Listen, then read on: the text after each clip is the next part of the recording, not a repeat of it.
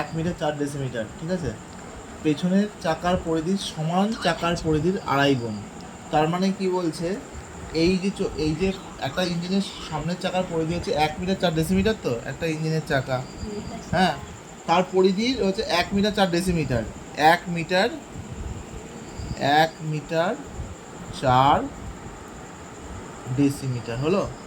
এটাকে আমি ডেসিমিটারে নেব। তাহলে আমি কি শিখিয়েছিলাম, মিটার থেকে ডেসিমিটারে আনতে গেলে নিচের দিকে নামতে হয়।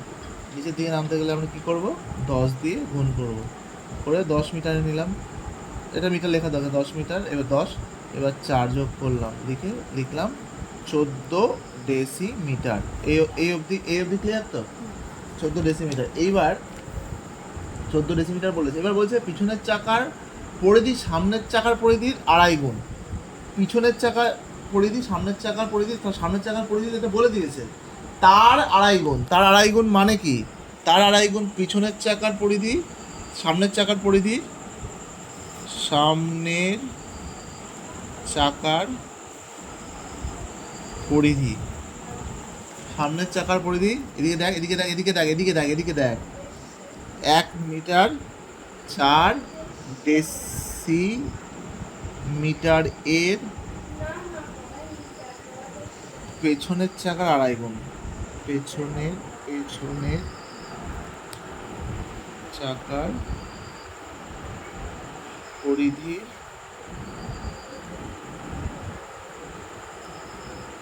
2.5 গুণ।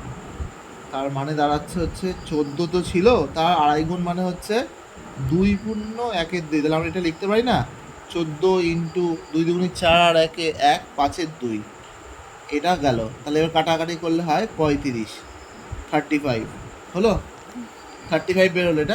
এটা বেরিয়েছে।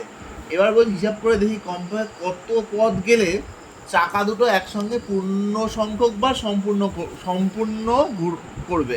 তাহলে পূর্ণ সংখ্যক যখন ঘুরবে চাকা দুটো সমানে পূর্ণ সংখ্যক বার ঘুরবে, তাই তো? পূর্ণ সংখ্যক বার ঘুরবে তো।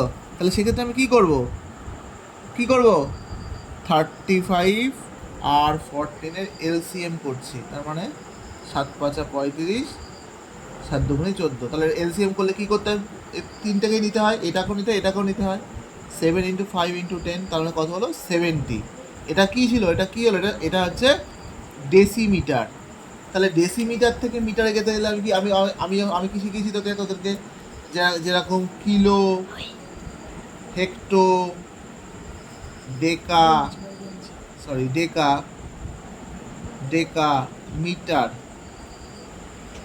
মিটার, ডেসি, সেন্টি, মিলি, ঠিক আছে।